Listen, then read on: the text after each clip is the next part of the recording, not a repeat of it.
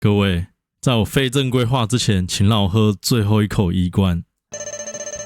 我还有一只冰冻水牛的故事还没向大家交代。这尊冰雕像在游戏中没有任何故事，就这样无缘无故被放在这里。但是在岩本嘉豪的漫画里，他做了一个很厉害的延伸原创。艾克斯带着冰冻水牛一起对抗冰霜海象，打斗过程相当精彩，两人携手合作，联手出招，一个发波，另一个发冷气。可惜最后还是被个别击破。冰冻水牛选择牺牲自己，让艾克斯逃跑，最后落得被冰成雕像的下场，对应 X4 的背景。X4 在97年发售，漫画单行本在98年7月6号发售，因此很可能是背景的冰冻水牛带给岩本老师创作灵感。至于为什么我要留一只牛在这里，因为这是我终于是讲 X4 的机会了，干！这张是老观众特地做给我的，他觉得很好笑，我觉得很靠背。好啦，是真的蛮好笑的。还有人就有传说中的邪典漫画，这个我翻了一下，我实在觉得太可怕了。给你们看一张最震撼的，带有正义之心的艾克斯居然用炮管抵着西格玛的头。我觉得这一本比西格玛病毒还要可怕，为了大家安全着想，我还是决定放在最后讲。X5 真的有这么糟糕吗？一定有一些玩过或是没玩过的人会这样想。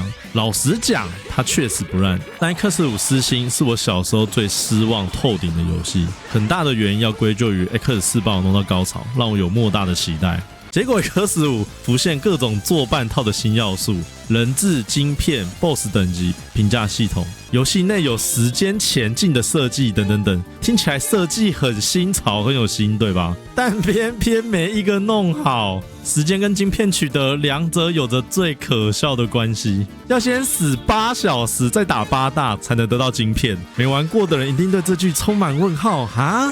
不要去思考，真的，这游戏系统有一堆奇奇怪怪的算式，得出来就是需要做这么离奇的行为。而且8大完全没有语音，只有一只 BOSS 有语音。整天没事跑来偷基地的北兰佣兵却有语音，超级莫名其妙。至今 X5 依旧是我最失望的前3名，榜首是王国之心3 ，X5 大概在榜2、榜3。之前 X5 已经破了 N 遍了，为了影片重玩一次，还是一样评价不变。从 X5 之后，除了指定任务 ，X 系列再也不曾带给我像 X3、X4 或是元祖8那种第一次玩到很惊艳的感觉。从 X5 到 X8，每一代都会特别有一个或是整体综合起来大到无法忽视的缺点。所以前几年发售 X 系列合集，我就想象一件很好笑的事，他们有卖 X1 到 X8 的1+2盒装版，另外还有拆开来卖 X1 到 X4、X5 到 X8。玩过的玩家都知道 ，X1 到 X4 是一片春梦，另外一片就相当于买到 NYKD054 的噩梦。你们想象一下，如果有人因为看一位叫 TG 讲游戏的洛克人影片，让他在逛游戏店的时候，有洛克人 X1 到 X4 然后考虑了一下，决定放回去，继续走着走着，看看有没有其他更好玩的片。怎么还有 X5 到 X8？我觉得这个封面很吸引人呢。他抓了一片 X5 到 X8 的合集回去玩，哇靠，直接变非正规品啊！从此成为最黑的洛克人黑粉。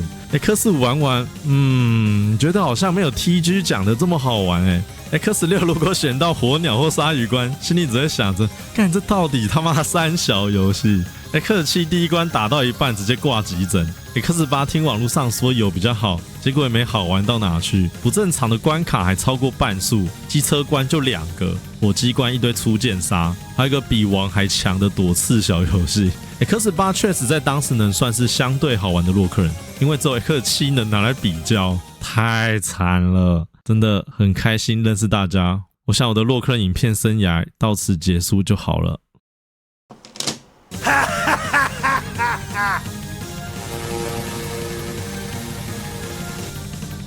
啊！干！我不想玩X5，不要！靠北啊！我宁愿恶魔城2也不要玩洛克人X5，不要！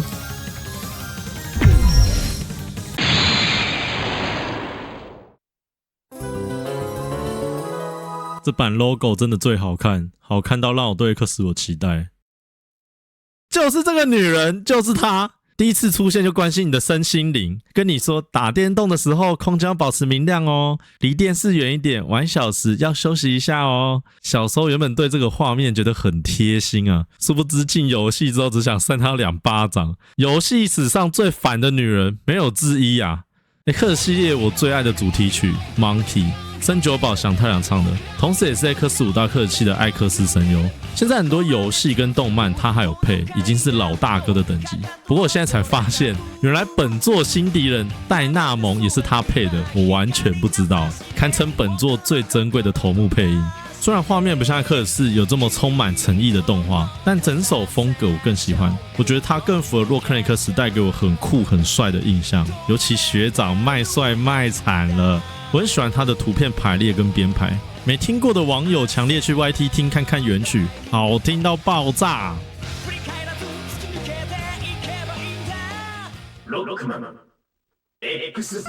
这是日版标题，艾克斯跟学长放得很有意境，像极一对要准备签离婚协议书的夫妻。这次主题要追溯到很久远的渊源，并做出了结。难度应观众要求，选困难难度。这也是 X 系列第一次出现难易度选择，后面再说变得多难。选角画面很棒，完全不输给 X4。假如还有叙述所属部队、能力跟猎人等级，老样子先看艾克斯，再看学长。然后出现第一个令人错愕的变卦，剧情全程静态演出，人物图片移来移去，完全没有配音，只有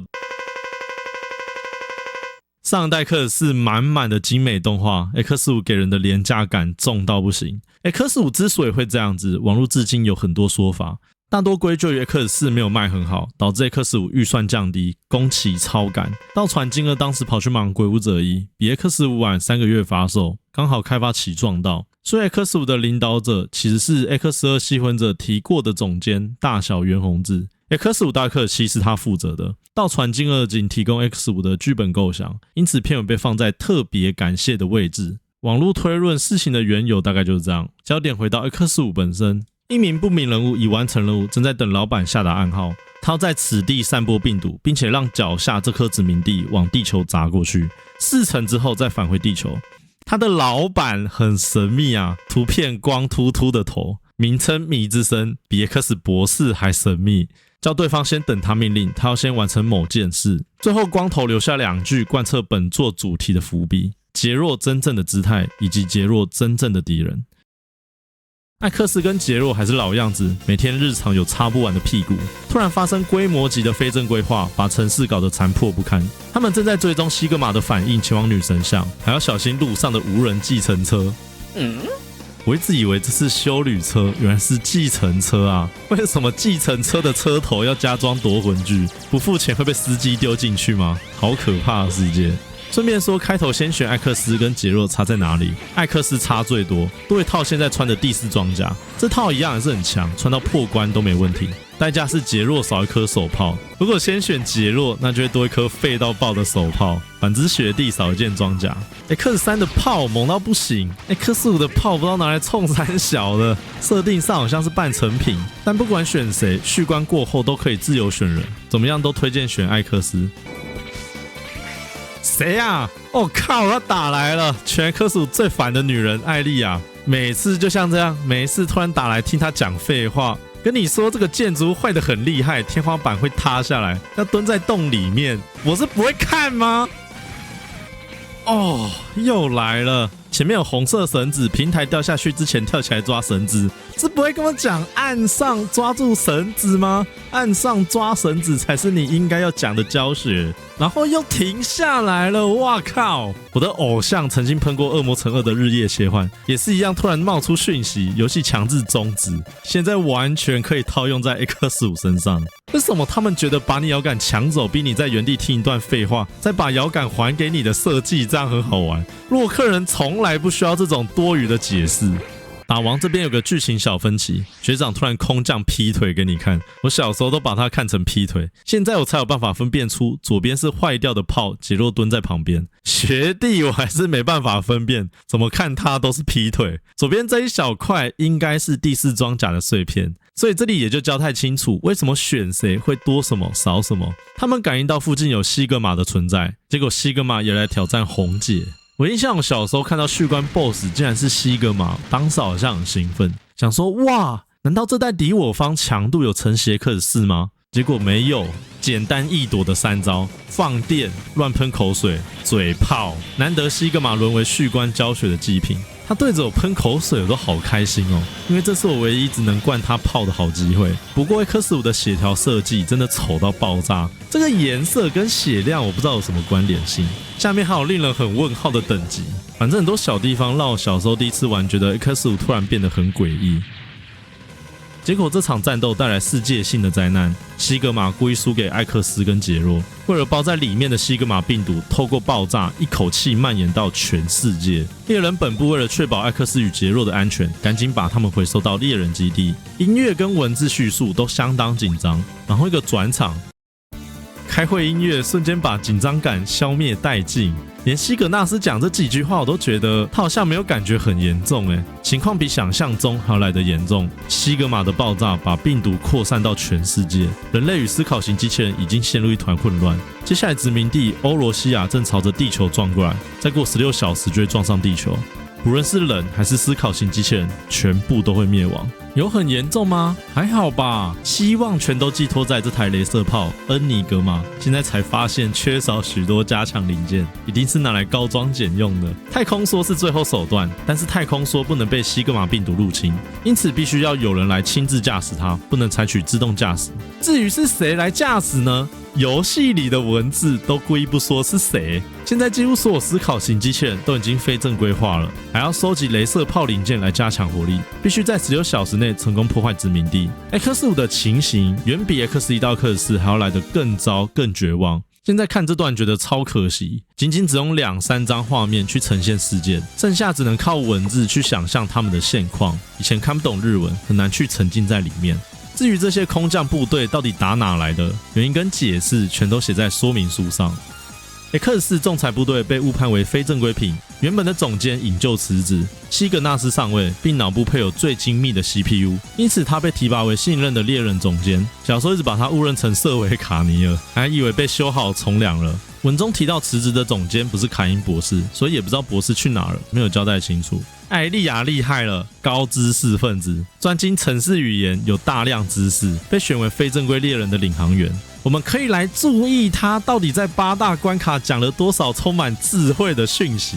再来是很引爆的技师道格拉斯，负责武器、零件、机械相关制作跟维修。救命人员负责维修非正规猎人跟制造病毒疫苗，对杰洛的病毒反应抱持着很大的疑问。戴纳蒙某人雇用的佣兵，个性很北蓝，有特 A 级以上的实力。总之 X5 多了非常多的新面孔，小时候根本不知道谁是谁。8大关卡介绍也是 X5 最奇妙的方式，先介绍左边4关，右边4关跟雷射炮没关系，所以完全不讲。等到太空梭计划才介绍右边4关。我猜原本制作组是想致敬元祖7或元祖8的8大流程，先打完4关，后面再开放另外更难的4关，但 X5 没有这样做，一样任君挑选。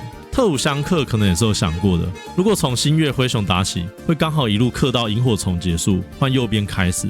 所以新月灰熊我认为是预设的起手关，里面还送你衣冠跟胶囊，简直新手大礼包。然后可以随时发射雷射炮跟太空梭，直接打最后一关。这也是 X5 开创的新要素，延续到 X6 为止。8大选单跟证件照有人吐槽过就不说了，最早是从我这边留言看到的，讲了很久，终于到了8大转盘时间。老样子，假设每一关为起手关，用豆弹去认识他们，不用特务相克，然后顺时针打。8大登场画面真的废到笑。进来没多久，马上来通妨碍执勤的骚扰电话。星座的位置发现非正规反应，小心哦。谢谢哦，他冒到一半被你电话打断，根本不需要这种暴雷讯息啊，谁看到刺会想碰？而且这关只要触发星座变化，就会超累个。上车前又来一通，看来只能搭乘这个平台了。难道不上车还能前进吗？观光懒轿车经过100年的洗练，进化成太空懒轿车。感谢聊天室的观众帮忙取名。到底谁会逛这家会死人的天文馆啊？天哪，没有一条正常人能走的路。艾莉亚有提示这边要观察平台路线，这边还故意给你绕一圈带你观光，谢谢你哦，很有帮助。这边最可怕的是星座冒出来的刺，刚好整排掉到平台上，直接变印度人搭火车，超级白痴。然后观光车载你去死，这到底都谁在逛的啊？镜头放个欺负学弟的衣冠，我没跳到。终于进入第2部分，这里可以切换重力，让关卡上下颠倒，主要是为了拿爱心。身为一个洛克人之声玩家，我用很有 sense 的方式给大家吃最正确、最标准的方法，标准方法啊，有没有？你在路边看到什么有人撞蝙蝠，然后靠无敌去吃 ？No no no no no no。啊！再来打最烂的8大，这只是本作唯一的西格玛手下，所以对话之后没营养的杀来杀去，他到底有多烂？我让他20秒，好不好？我让他20秒，我就直走，我不打他，我让他20秒。各位，这就是在科死我啊！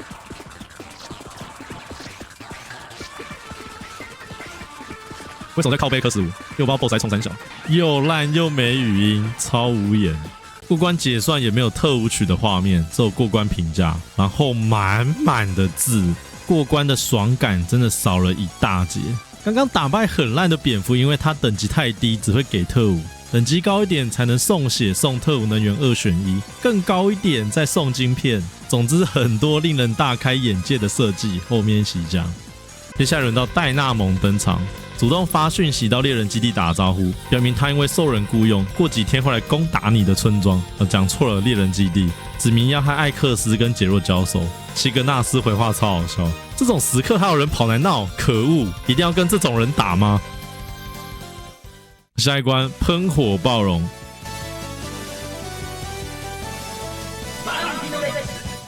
前面一路向下没什么特别的，被火喷到会很爽。巴纳里面有最喜欢这关音乐，很符合场景营造的气氛，听久了会想开冷气。这关最大的敌人不是下面的岩浆，而是艾莉亚的夺命3连扣等等。哦，他应该说，哦有是在靠背哦。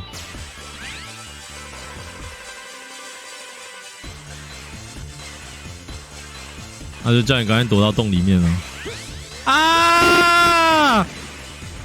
我曾经有个朋友死在这里，他的很极限啊。艾莉亚，下去左下角拿爱心，这边每过一段时间就要躲到洞里面，不然会被岩浆冲死。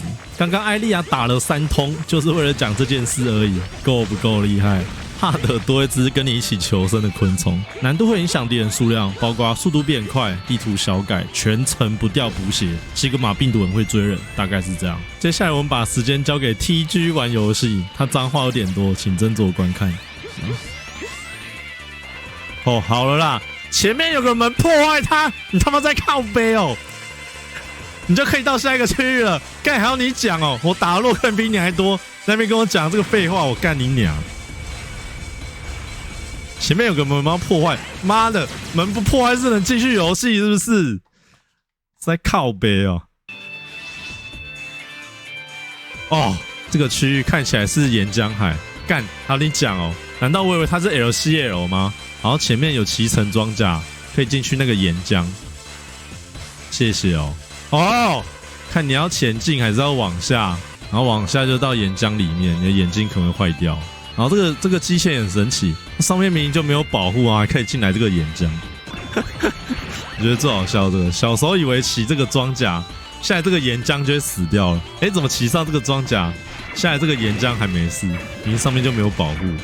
这个身为洛克人资深玩家，这个只能一次拿到，这个什么死一次再拿到，真的太丢脸啊！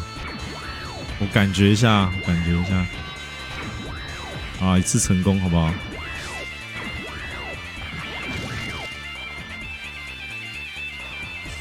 谢谢前几天的 TG 玩游戏，把我想讲的都讲完了。喷火暴龙还没非正规化，不过对话台词相当沉重。他责怪非正规猎人就是让思考型机器人消灭的元凶，反正地球都要灭亡了，干脆战死算了。艾克斯完全没有回嘴他的余地。喷火暴龙算是强度中间的8大，伤害偏高，可惜前半条血的攻击几乎只有吐火跟抛物线很诡异的健康跳，前半条血几乎在送了。过半开始出现比较刁钻的喷火连续技，主要靠踩墙来诱导它的高度，制造出缝隙。打法大概这样子。不过科斯58大动作都有很严重的通病，就是动作切换的模样非常不流畅。喷火暴龙已经算是轻微症状，后面仔细看其他8大，还有一堆更惨的。猎人基地发布紧急讯息，戴纳蒙竟然来攻击我的村庄！本作最珍贵的语音，且听且珍惜呀！其他 BOSS 都没声音，只有他有，这语音就值了好几百块，而且动作细节明显比喷火暴龙跟很烂的蝙蝠好上好几个等级，差别待遇相当夸张。开打之前已经表明来拖时间，没有打算出全力战斗，这个理由很好用啊！打碎可以拿来当借口，进可攻退可守的万用台词。他有个外号叫加拿，加拿就是来拖时间的。打完2关8大加戴纳蒙，这样算3关，16减3等于13。下一关最好睡的海潮金鱼。一开始来个战舰大逃杀，然后眼睛可以闭起来睡5分钟了，因为怎么打都会自动修复，而且卷轴跑超慢，只能等它慢慢跑，跑到定点再开打。这个设计真的很智障，所以前面一直无限修复是怎样？战舰开外挂吗？打法也就这样子轮流发炮，他一炮我一炮，这样很好玩吗？你以为这里是海洋吗？不是，这些是灌水的水，比出租女友还水的水啊！一样又要等到定点才打，超级烂关卡，我没听过有认识的人喜欢这关。爱心在刺区上面没得拿，胶囊拿法也是废到笑的设计，只能用这关的特务去取得，所以这关至少要来2次，他妈2次！制作团队一定觉得他们这关做得很好玩，搞一关人见人嫌的火雨3吃啊！海潮金鱼战斗理由挺单纯的，他管理这片海域，不能平白无故放他们在这边制造氢气，就算很急，还是要来场男子汉的战斗。这只金鱼我一直觉得很不可思议，聊天室很多人，包括我，一直以为前面这4颗很像易大师的灯泡是他的眼睛，其实他的眼睛长在侧边，前面大概是探照用的大灯。半血前都是前菜，从嘴巴吐出一个简单的迷宫，半血后才是真的。我是不会中招的，我是谁1级玩家啊！跟闪电乌贼并称最强8大，我比较偏向这只。下一关闪光萤火虫。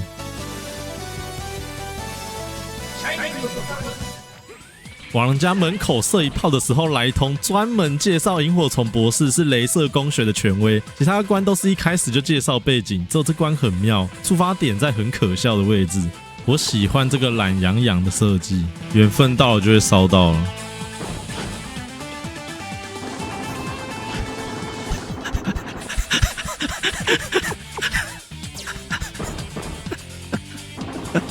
你以为你在玩游戏吗？没有，游戏在玩你。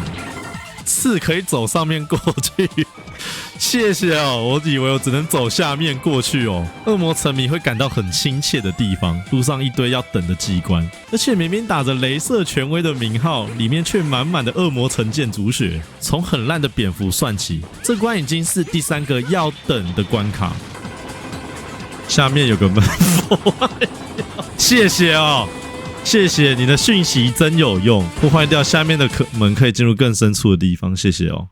这边超级偷懒，他们把克尔氏蘑菇关的螺旋楼梯监视器放在更高的地方，就可以当做新关卡用了，好聪明哦！我小时候以为这边跟蘑菇关有什么关系，结果这2关的关系跟周星驰和周润发一样，没关系。镜头有中 boss， 下面跟你写等级1，然后血条长到以为制作组在发神经，血跟吉利蛋一样多，而且只能伤害1次，就要再等下一次，就这样子循环。这个重复这么多次真的很没意义。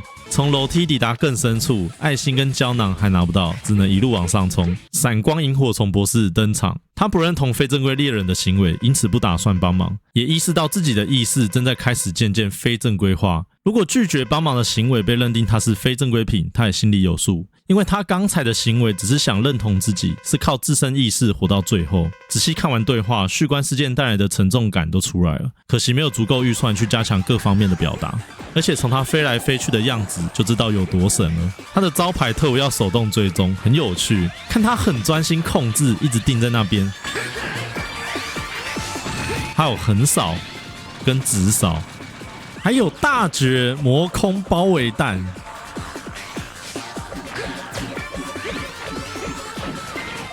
下一关大家最想看的闪电乌贼，一次没过，退休送5个订阅。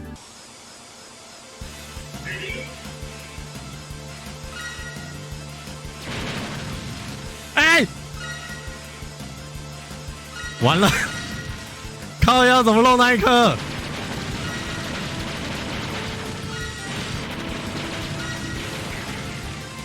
我知道大家很想看我摔车的蠢样，但是我已经没办法玩出那个样子了，你们知道吗？就算我用装的也很假。哎呀哎呀哎呀！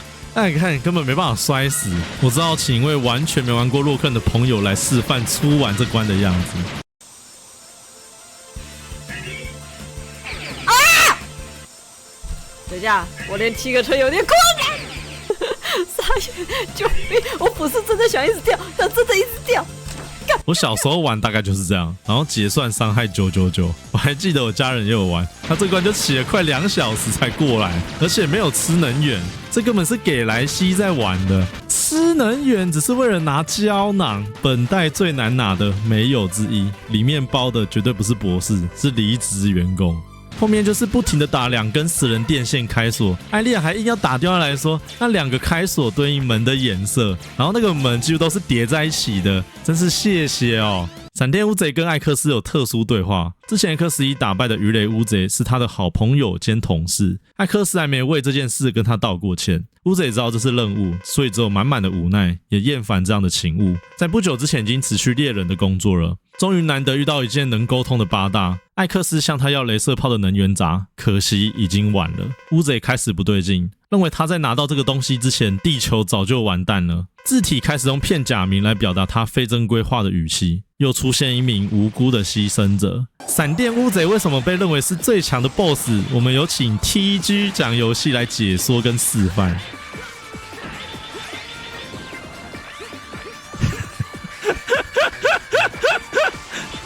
哎呀，我们懒得做他黏人的另一张图片，那就怎么样？那就让他一直平移吧。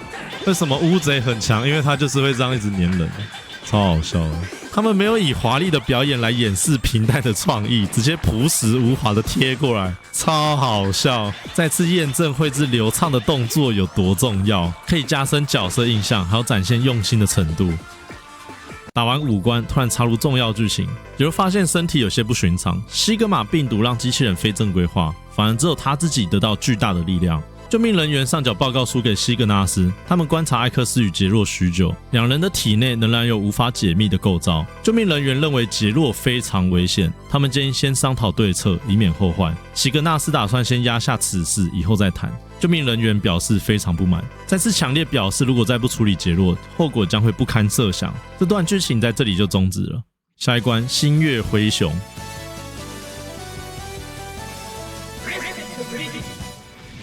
这关超像克斯火车关的低配版，一节又一节的3宝卡车，上面载满敌人跟计程车，没有故人院的设计，也没有什么特别，很难得的正常关卡。唯一不正常的就是这个看起来人畜无害的砖头，碰到直接啾。我小时候被吓到过。衣冠放在一定看得见的地方，然后撞车刚好掉进秘密武器库，上面有颗胶囊，这是系统预设入手的第1颗，所以这里的博士特别暖，而且还有跟上时事，已经知道西格玛病毒大肆感染，现在人间就像是地狱一样。如果照以前的方式给实体装甲部位，会受到病毒感染，所以改成城市。不是啊，不是，城市怎么听起来更容易中毒？而且还为了安全性考量，把它们分成4个，必须凑齐才能完成装甲。还知道艾莉亚可以搞定这一切，那么这2个人根本就是来开搞的，说为了安全着想，却把一颗头藏在骑死人车的地方，还是吃满8颗豆子来搞死你。另一位就一直打电话来烦你。这2个人是怎样说要一起扯后腿哦？看不懂还好，一看懂就想掐死博士跟艾莉亚。杰洛也因为装甲改成城市的关系，第一次可以帮学弟拿胶囊。印象当时发售好像拿这点来当噱头宣传。莱德一眼认出这是杰洛，感谢他长期对艾克斯的帮忙，但因为对杰洛的结构不了解而无法帮忙，他感到很抱歉。不过重点来了，为什么他的记忆里总是有一位老博士？问他认不认识？莱德先是点点点，再说不认识这个人，也不知道这个人。你体内的资料可能有什么错误，忘了这个人比较好。杰洛虽然始终没有很在意这位老博士，但不知道为什么，他一看到莱德博士，就有一股想要向他询问这件事的冲动。但莱德一样保持3不政策，不知道、不认识、不晓得，打发掉杰洛的提问。最后答应博士会转交零件程式给艾克斯，因此可以进去胶囊取得程式。再来打星月灰熊，他右眼的伤疤是学长在非正规时期弄的，所以开学长过来会多聊这段往事。艾克斯比较单纯，一开口就跟他要奥里哈鲁根。熊熊知道自己快要非正规化了，不如死前打一场。艾克斯一直强调没时间了，熊熊只说来打一场吧，就这样无限循环，蛮好笑的。星月灰熊的攻击跟动作都很奇异，甩出3根香蕉，然后看看那可笑的跳跃，明明全身看起来重到不行，他就是在那边给你太空漫步，牛顿差点从坟墓里爬出来。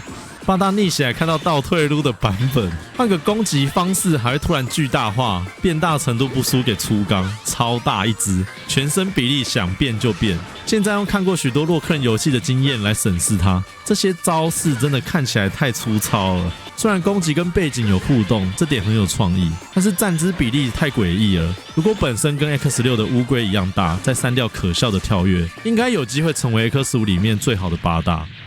终于凑齐零件，准备启动雷射炮。道格拉斯的表情超得意，地球的命运全都寄托在这发炮上了，全部准备 OK。席格纳斯一声令下，发射，发射，发射，发射。因为很重要，所以要讲3次。结果没有射爆，谁的脸最干？学长。其他人的表情都有内心戏。成功率不是说100%吗？学长去死吧！哎呀，有人要上去喽！世界末日不是7月5号吗？只好执行太空梭作战计划。驾驶员必须在即将撞击殖民地的那一刻启动逃生装置，不然遭受波及。为了确保能命中目标，驾驶员人选必须不能受到西格玛病毒的影响，也不能使用无人自动驾驶。这段叙述莫名让我想笑，因为怎么看人选就只能是那个人了啊，但是文字绝对不提那2个字。接下来还要收集4个零件去提高成功率，也就是关卡剩余的用半边。不过雷射炮事件，我敢说有 90% 的玩家没看过成功画面，零件凑满了，结果超难射爆。那到底影响雷射炮的成功几率是什么？直到游戏发售了10几年后，才终于有国外玩家分享控制雷射炮变速的方法。我是在这位 ORSA 的玩家看到的，做法很简单，只要在 demo 游戏画面的这个时机点，大约有6帧左右的容许幅度，按下暂停并读取记录发射，就能100%成功。以前一直读档一直重射都是失败。因为读档这个动作不会去改变背景随机值，而是需要在别的地方去改变它。例如进入关卡，随便一个动作都会改变随机值。进入 demo 游戏也包含在内。这段 demo 期间刚好有 100% 成功的值，那在这个画面开始游戏，然后读档，那一定就会成功。而且 demo 也没有人为操作的影响，所以游戏展示操作是固定的，因此才是这种奇妙的方法。适用于 PS1 跟 PC 版，合集版不适用，因为 demo 画面被删掉了。其实这种随机值的设计，可能到现在还是很多游戏都在使用。只要你看到 TAS 速通的游戏影片，它总是能一直得到随机取得的物品或是事件，例如宝可梦、恶魔城，就很多这种教学跟影片。那它的背景随机值就是走这个原理，只要玩家发现背景随机值的变动有规律，并找到方法可以控制它，得到自己想要的随机值，那就能透过固定操作来达到想要的结果。这就是雷射炮100%成功的原理。洛克人 EX1 一代也是其中一个例子。我可以透过固定的操控，让御敌一定是出现我想要的领航员，所以我刷了10张阿努比斯，但始终只找到一个人愿意跟我对战，一定是因为我不是豆哥。PS4 版的 FF12拿最强之盾也是这个原理。之前有人跑到我6年前的影片说这是六西夫发现的，绝对不是，他只是转述他知道的事情而已，他也没说是他发现的，算是跟大家顺带一提，跟大家分享一个游戏知识。这样，在我们聊这段原理的时间，戴纳蒙又来攻击我的村庄，这次多一招打地板，比X4卡尼尔还要难多，但是第4装甲很扛，找你阿嬷来打都能赢。一样表示自己只是奉命行事，劝他们不要事情做过头，免得丧命。所以戴纳蒙的人设我超级不喜欢，他就是一位贪生怕死又自私的机器人。虽然远不如西格玛这么邪恶，但是他为了钱害死全地图的思考型机器人，说到底也是烂人一个。下一关疾风飞马。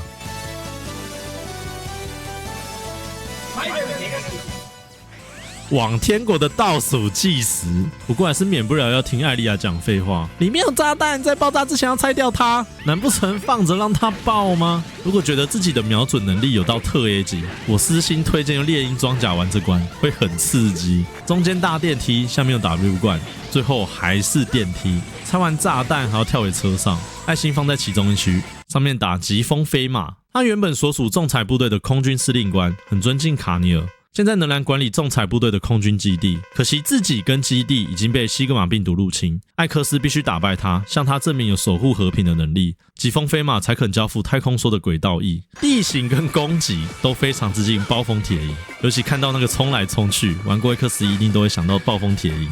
放龙卷风之前也是跟暴风铁鹰一样，会先停在半空中。他们两人在设定上没有说明关联，但飞马真的比较强，会把人撞下去。还好喷射机买很大台啊，不然就摔死了。下一关花京院，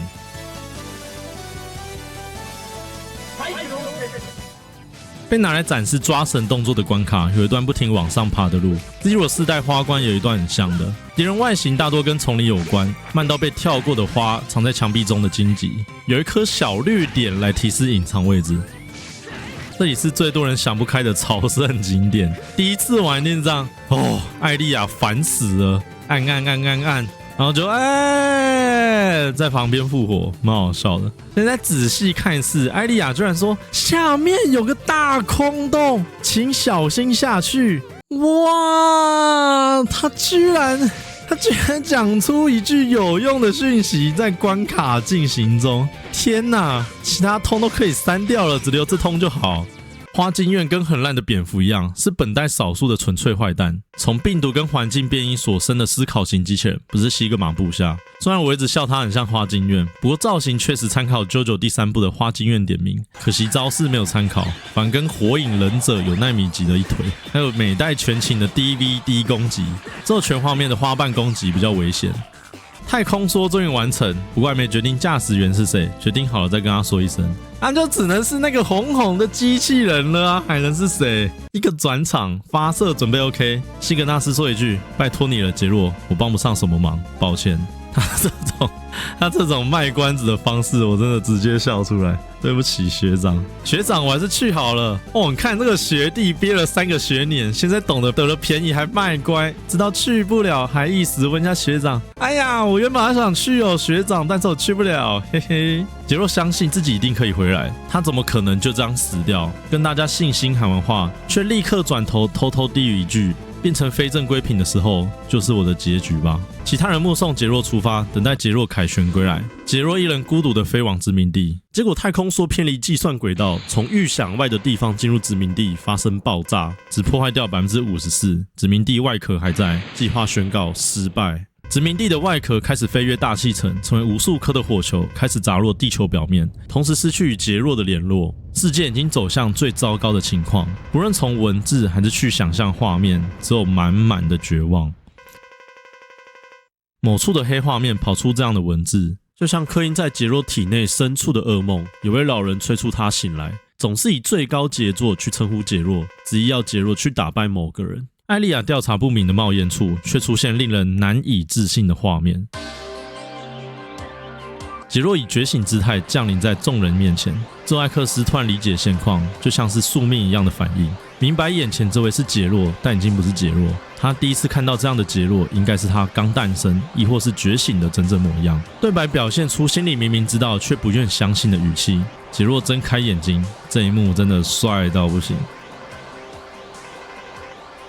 艾克斯接受这突如其来的命运，仿佛早就被深深地刻在体内的电子回路。这一切无法解释，但他隐约知道与杰洛决战的一天必定会来临，这是他必须接受的宿命，他绝对不会逃避。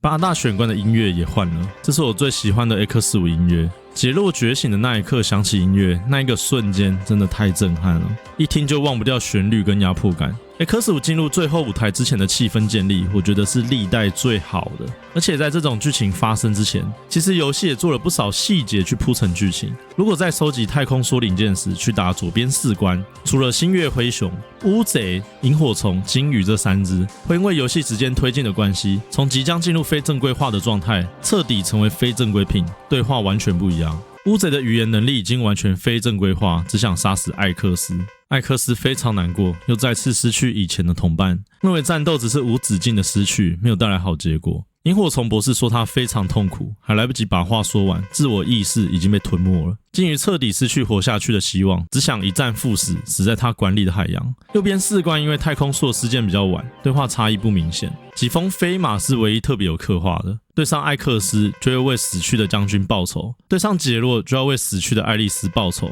总而言之 ，X5 的8大设计就像最终清算，与艾克斯和杰洛的过去行为都有渊源，一举结算长久以来的战斗以及带来的结果，也符合艾克斯的想法跟旨意，呼应 X1 的结尾。文字剧情描写是非常用心的。接下来进入地灵区之前，先来收集爱心跟装甲，再来讲晶片取得跟鸟到爆的评价系统。X5 正常顺序超级麻烦，猎鹰装甲都在左边4个，正常流程一定要先拿猎鹰装甲才能拿盖亚装甲，所以右边4个比较随意。然后拿到盖亚装甲要去灰熊、鲸鱼、乌贼、花金月拿爱心，所以有一些关卡要跑到2趟。萤火虫要用灰熊特务打爆等离子机器，胶囊藏后面。我原本以为鲸鱼这边只能算脚趾，藏在一个很智障的区域，要喷一个特务，因为再多一步就会被吸过去打战舰，死掉也回不来，要整关重打。后来有人说蓄气也可以，真的可以，然后就完成猎鹰装甲，爱心藏上面，正常要用猎鹰装甲或盖亚装甲上去，超白痴，所以要来3趟，但我学坏了，我要用飞马特务的 bug 上去，设定有连射功能，所以只要一只手按暂停，换画面就按住特务键，同时另一只手猛按暂停，就像这样。很忙，这样子重复就会上去，这是蛮多人知道的老招了。花金院的胶囊可以这样拿，但是会得肌腱炎。这边高度大概只有花金院的1/3左右，所以这样操一下手指，我可以少打2次战舰，很划算啊。猎鹰装甲有2个特色，在空中自由飞行，体感应该有10秒左右。集气炮有贯通墙壁的特性，这是 X5 的新设定，几乎所有远程攻击都会被墙壁吃掉。第4装甲也因为这一点，手炮被削弱。猎鹰装甲不会，所以这是加分的特性，还有救命用的大绝。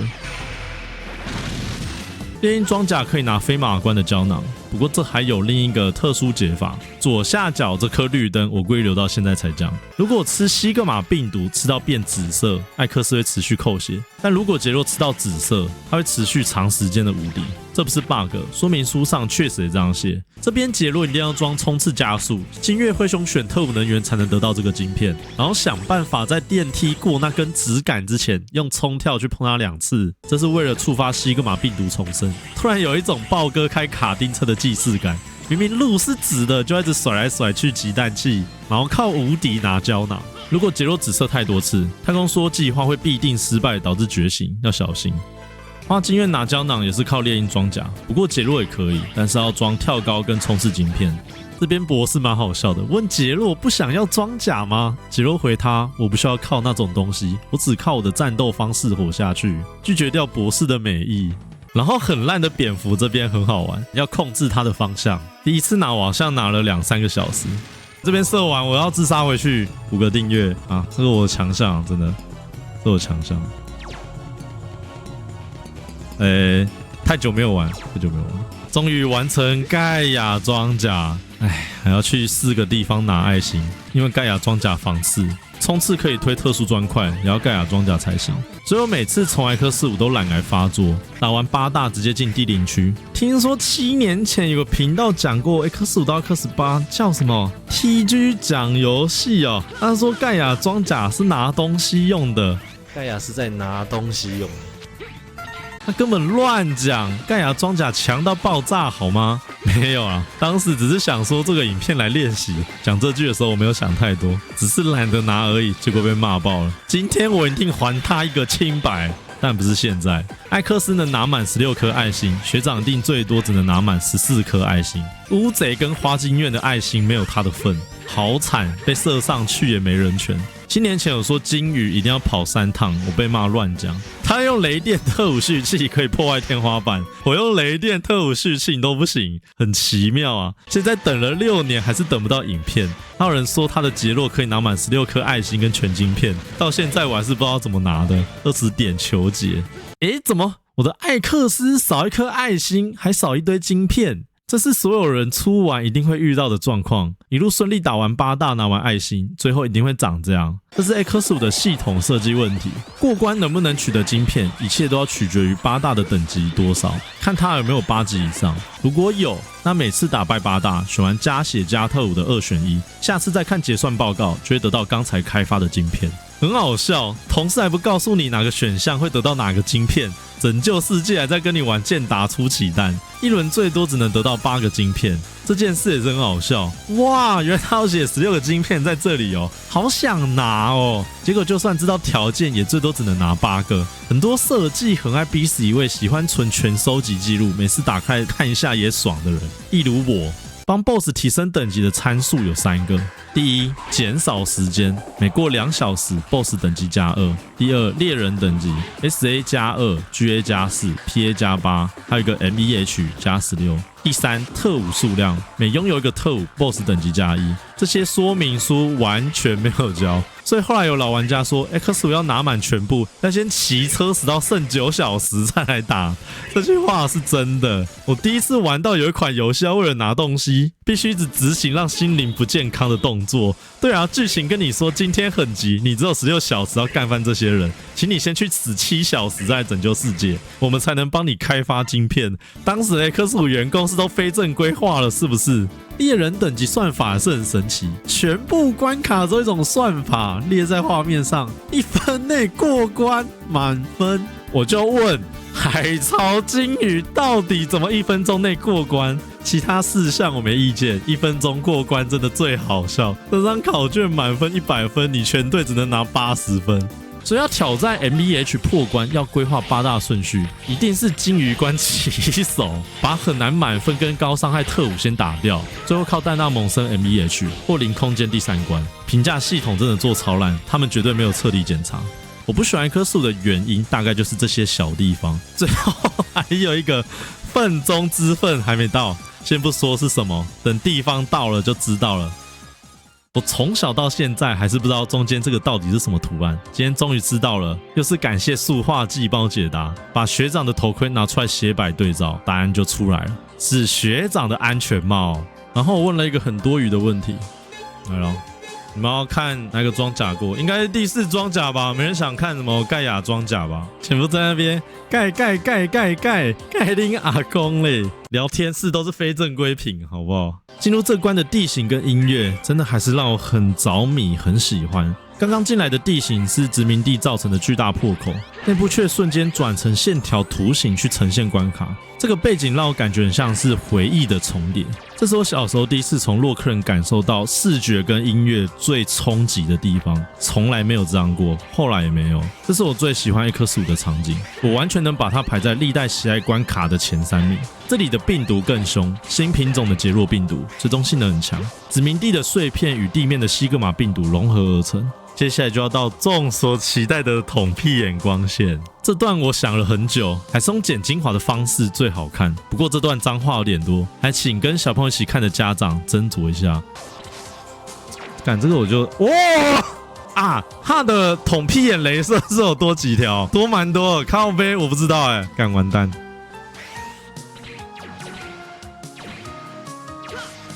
靠背这边多一条，然后这边直接下去了。6点前捅屁眼光线我没过，我下次去信他的台抖内10个会员。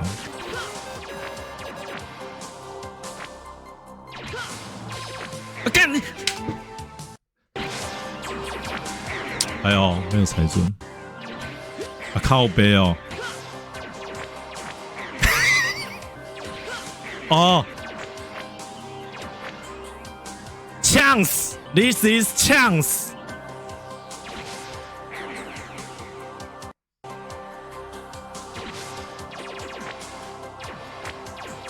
哦，看这边要啊，这边要左右啊，好，这边要走右，好，知道了。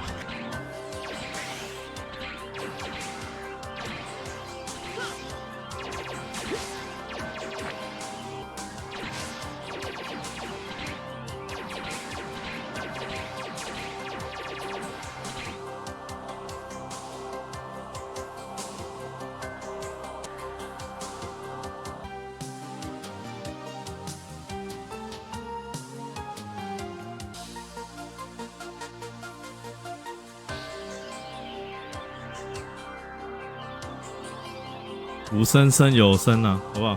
左打王这边超故意，完全模仿元祖一黄恶魔的登场方式，而且背景还有威力博士的 W。如果我从元祖一一路玩到这代的老玩家，心情大概很复杂吧。看到他超开心，又看到他恶烂的攻击，这只叫影子恶魔，分裂攻击是许多人的童年噩梦，也是他的招牌。然后我忘记有穿盖亚装甲过来，我应该要享受粘在墙上肤浅的福利呀，对不对？我都穿这套闯过统屁的光线了，就不能享受吗？接着咒怨，接着舞，半血过后还会变成威力层，但是请不要用读心跳跳机的方式来攻击好吗？然后影子恶魔跟黄恶魔一样，怕电特务。再来到零空间第二关，这关没什么好讲的，一路往上爬。大家想看猎鹰装甲，刚好占到便宜，一路往上飞。打王前左上角的诡异空地有藏东西，让我想到了克斯宇宙港。闪完 BOSS 房的警告灯，预告出现西格玛的图案，谁呢？没错，是西格玛旗下的壁画。最早克斯一登场，X5是加强版，红眼里面包希洛韦，子弹扫全场。蓝眼跟绿眼还是一样，一个狂射子弹，另一个跑到当下位置，这3颗眼睛都很好搞定。我印象最深刻的是下面这颗太阳宝宝，把人关在很窄的空间跟你玩鬼抓人，这没有什么。但是他有一招超级没水准的，如果他快爆了，墙边突然冒出2排刺要来刺你的懒觉，还好我有猎鹰装甲的大绝啊，逃过一劫。第3关不穿衣服上场，没有啦，只是早就知道这关有秘密，一定要选速升过来才能取得。这是历代唯一次不靠打密码就能正常取得救急装甲跟黑杰洛的方式。我觉得这是刻意为了最后一战的安排与惊喜，最强对最强的最后准备，就像闪电霹雳车的封建跟加贺一样，就想要给他们最好的车子，不可以再让他们怪车子。埃德博士说，艾克斯在以这样的状态前进会很危险。为了让这场战斗彻底画上休止符，救急装甲就交给你吧，可以无限使用黄金冲刺，但是不要过度依赖它。接下来再加油一下吧，艾克斯。谢谢博士，但是在科15有件事很尴尬，博士不会帮忙换衣服，要使出去换一件。镜头的敌人，威力博士最高杰作，觉醒状态的杰洛。杰洛得到前所未有的畅快感，他一切都理解了，就算被认定为非正规品也无所谓了。他告诉艾克斯，他身上一定没有非正规品的反应，因为这就是他真正的姿态。艾克斯检查确实没有非正规反应，但是杰洛过去曾告诉过他，有些事情跟资料是无法用眼睛去确认的。现在他只感受到杰洛身上只有满满的邪恶，甚至更超越西格玛。他必须要在这里阻止杰洛。老实说，觉醒杰洛很难打，除非用大家都知道的走路肤浅法跟他打就很简单。靠正常反应打要很熟灭闪光的距离，它不像卡尼尔先打出闪电位置给你看，让你有时间慢慢瞧位置。灭闪光而是会随着杰洛的位置出现在不同的点上，所以躲这招要非常熟悉每一波的距离间隔大概多少，而且其实也没有多宽，大概1个人身的宽度而已。圆环会追踪2次限制走位，杰洛又不停的猛敲灭闪光，真的超难闪。小时候敲他就是猛克一款。黄金冲刺猛冲，没办法跟他耗很久。他还在奇魔家族还是 MSN 社群，我看到一张杰洛用幻梦铃的 GIF， 哇，那时候觉得怎么那么帅啊！可惜这张 GIF 我已经找不到了。国小第一次知道这个东西跟条件，当时很难过，因为要跟他打2分钟才看得到，所以我一直没有亲眼看过。我忘记我有没有找过 YT 来看。现在我会算脚趾功夫，我一定要亲眼看一次。幻梦铃直接秒杀。我是没有看过，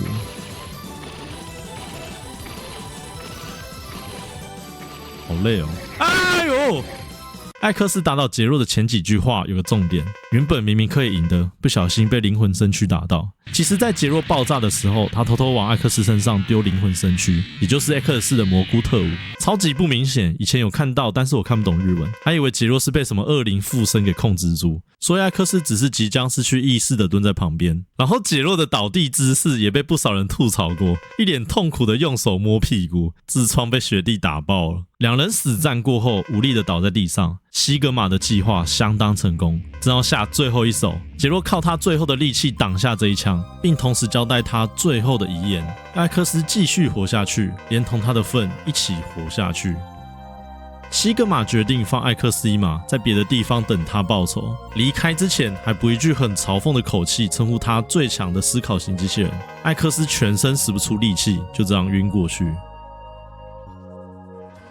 根据选关对话，大概剧情预设是每一次完成一小关，艾克斯都会回到猎人基地一趟，而不是连战，所以艾克斯才有办法好端端的再次进入零空间。然后到了开 party 的时间，可惜这首现在有版权蟑螂，我必须要一直讲话，没有办法纯播音乐。为什么西格玛要在地下开窥机 Friday 啊？天哪！为什么西格玛躲在地底下开窥机弗莱爹啊？天哪！这问题我想了7年，我现在终于知道答案了，一定是西格玛太爽了，爽到在下面开派对当 DJ。接下来只剩最愤的八大逆袭，你看他血条长到有多白痴，在我眼里就是这样的东西啊。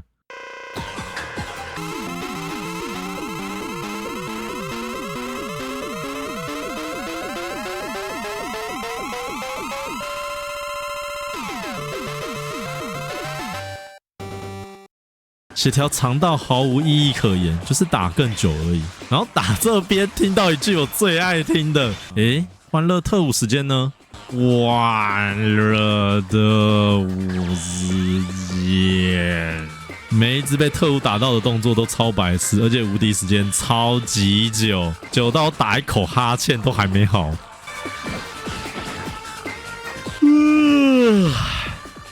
原主巴根克斯的特务相克动作都精美的要命，让人感觉好像拿拖鞋打蟑螂一样有效。克斯伍的表现完全没有生命力，感觉只是照办上司交代的工作。可是我很少重玩的原因就只有这里，八大逆袭血条长到靠背，我看到就累。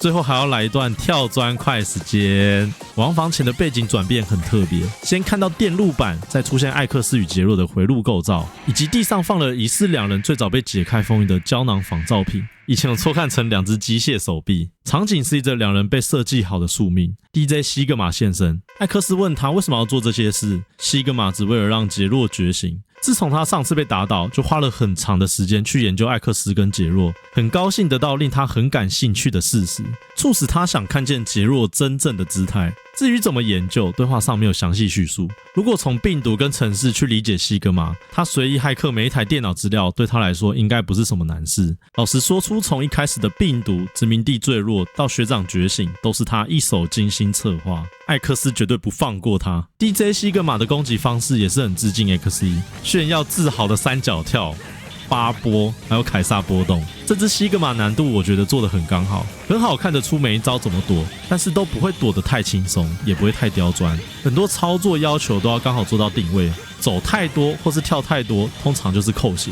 尤其躲凯撒波动这一招，打败西格玛，画面进入一片黑暗。不意外，还有第二形态。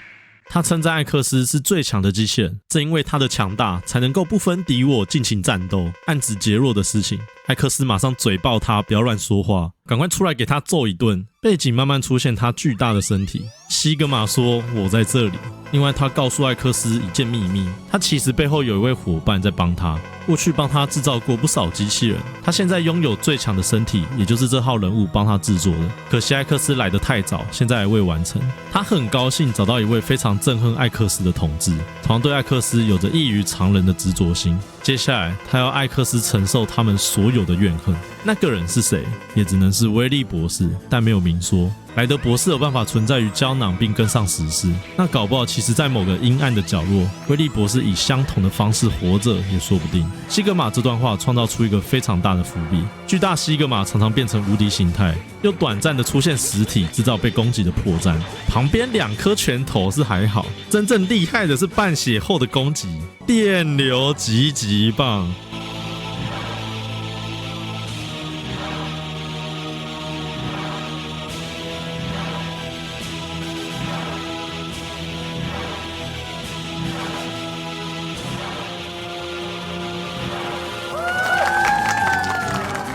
还有西格玛最盛名的名产方块酥啊！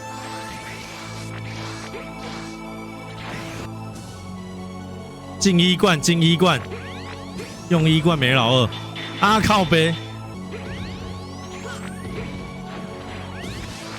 靠！哎屁！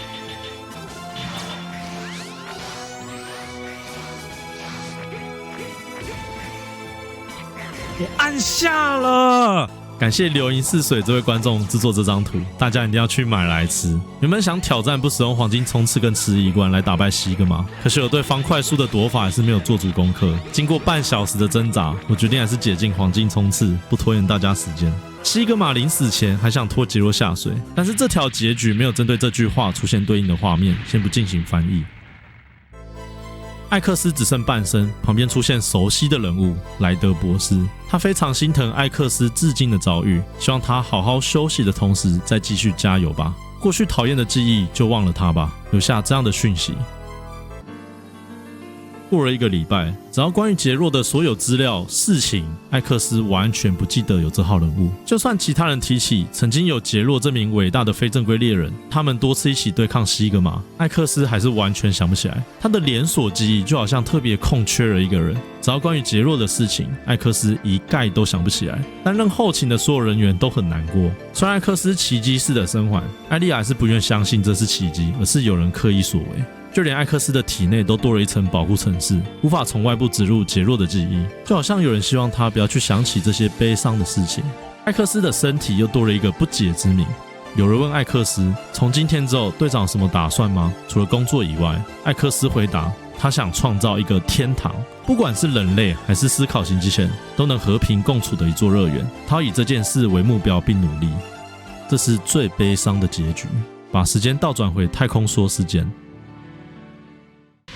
杰洛按照轨道计算，成功彻底摧毁殖民地，平安归来。后面剧情依旧，杰洛也有最强胶囊。莱德博士喜欢 NT 啊，我不能帮你制作装甲，但是可以帮你解放沉睡的力量。杰洛拒绝他，觉得没有这个必要。我知道了，那么进来胶囊还是不要，是你的自由。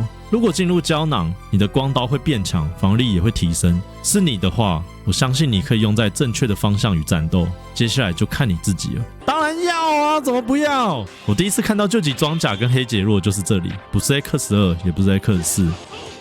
抵达零空间的尽头，一样还是逃不掉命运的安排。艾克斯带着救命人员登场，杰洛跟他们调查的结果一样，身上感染了许多病毒，还可以毫发无伤的走到这里。这一切只能证明他是非正规品。艾克斯认为救命人员的判断过于果断，但他还是认同杰洛身上潜藏着巨大的危险性，只要带杰洛回去做精密检查。杰洛说这里很危险，快回基地。艾克斯希望后面的任务交给他，两人就这样开战。艾克斯会使出3种 X4的蓄气特务攻击。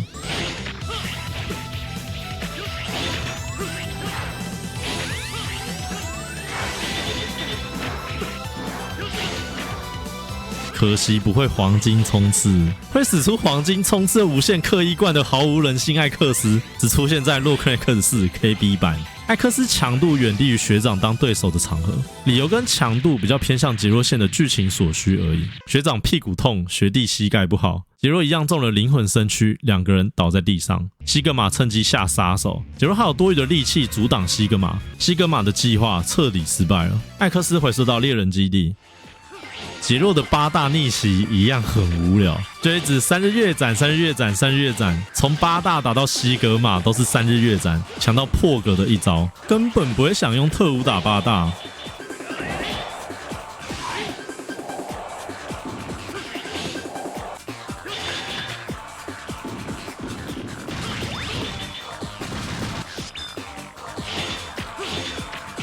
杰洛对上 DJ 西格玛有不同的对话，特别只提到那位老人，说他很了解杰洛的事情。你真的不想要这股力量吗？那个才是真正的你哦。大概一直这样去诱惑杰洛。杰洛否定自己会成为非正规品，更不会像西格玛一样受到病毒的控制，然后一直3日月斩就赢了。西格玛变成第二形态，还是一样在拿老人蛊惑杰洛的心思。老人说杰洛是最强的机器人，他知道杰洛曾经在梦中看过他，他对杰洛了解的程度就像是亲生父亲一样。杰洛只觉得他很吵，只想打烂他的嘴。跳跳3日月斩，就这样子重复，比艾克斯肤浅超多。最后这段方块书躲得真好。杰洛跟西格玛结束一场死斗，艾克斯跑来找学长，但是被西格玛射穿身体。杰洛使出最后的力气回送他一枪，然后画面开始出现已经发生过的事。杰洛觉得奇怪，他明明打倒西格玛病毒，为什么他还正在跟西格玛战斗？他才意识到也许是能量用尽，记忆才一直不断浮现出来。他还是不知道这位老人是谁，但对他来说就像噩梦一般的存在，并知道这位老人原来正在制造机器人破坏城市。之前算是稍微明白他体内藏了什么，还有对爱丽丝感到很抱歉，最后跟艾克斯说声抱歉。看来他是一定要消失的人，这样事件才能全部结束。杰洛线的故事就到此结束，故事还剩下做一个结局。太空梭事件，杰洛同样平安归来。零空间第3关一样还是打杰洛，改成坚持带杰洛回去看医生，回到理由牵强的强制战斗。杰洛有稍微弱化，差在炮不会追踪，重点还是难搞的灭闪光。剧情和杰洛线一样，有多余的力量阻挡西格玛，西格玛的计划失败，打败西格玛，杰洛回送他一枪。最后圣艾克斯被遗留在荒郊野外，莱德博士现身。不过这次他似乎知道两人携手合作消灭西格玛的事情，他没有消除艾克斯的记忆。就这样过了3年，再次出现非正规品，艾克斯一如往常出动执行任务，并带着杰洛的光刀守护和平。不管是什么样的敌人，杰洛的光刀就好像带给他勇气一样，更能坚毅的为了和平而战。洛克人克15的故事结束了，本来应该在此画下休止符，但由于人气还是很高，这条结局接续 X6 的故事。艾克斯依然活跃于后面几场大事件的战斗，但剧情不再像这代这么精彩了。我还是会继续讲完，讲到 X8，然后指令任务讲完为止。之前最糟糕的结局提过的天堂，刚好跟 Dash 2有相同地名，两款发售时间相隔7个月，非常近，所以大概又是官方可以玩的文字游戏，许多同名但故意不说破的设定，类似于原主跟 X 系列的关系。我很喜欢 X5 的最后舞台，现在我再重新审视一遍剧情，也才发现 X5 在这边异常用心。之前只知道 BOSS 跟机关都来自以前原主系列的关卡，然后做影片彻底补完原主之后，我才更有感受 X5 那种作为最终作的设计与安排，不是口头上那种承认的完结，而是尾盘内容呈现的终结感实在是太重了，很难不去这样联想 X5， 所以这次特别说非常多的剧情，希望大家喜欢。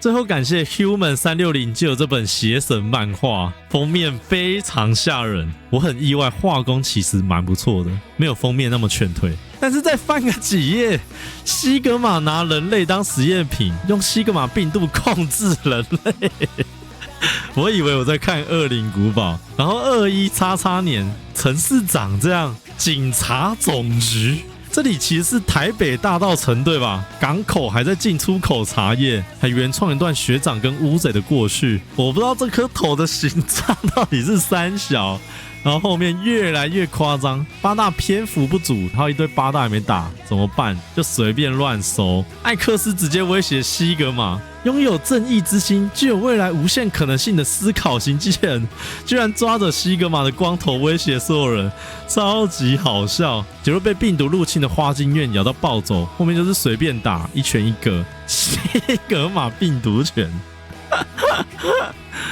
最后两个人一起给西格玛致命一击，那我剧就这样结束了。总之没玩过X5的人也可以玩玩看，当然是X4最好上手最好玩。X5就是太多系统设计不完善，游戏大体没有太致命的缺点，只是粉丝会气的那一种恨铁不成钢的作品，明明可以做得更好，却只有做一半。没玩过的话，很推荐把它玩完一遍。盖亚装甲打西格玛最好打，粘在墙上直接闭眼睛射到死，超级简单，一定要试看看。我是 TG 讲游戏，如果喜欢影片，欢迎分享给你的朋友一起看。大概过一段时间才讲 X6， 近期先把有工作的影片结束掉。感谢大家收看，再见，拜拜。等一下，等一下，我刚刚不小心按到，我刚刚不小心按到，我刚刚不小心按到，我刚刚不小心按到。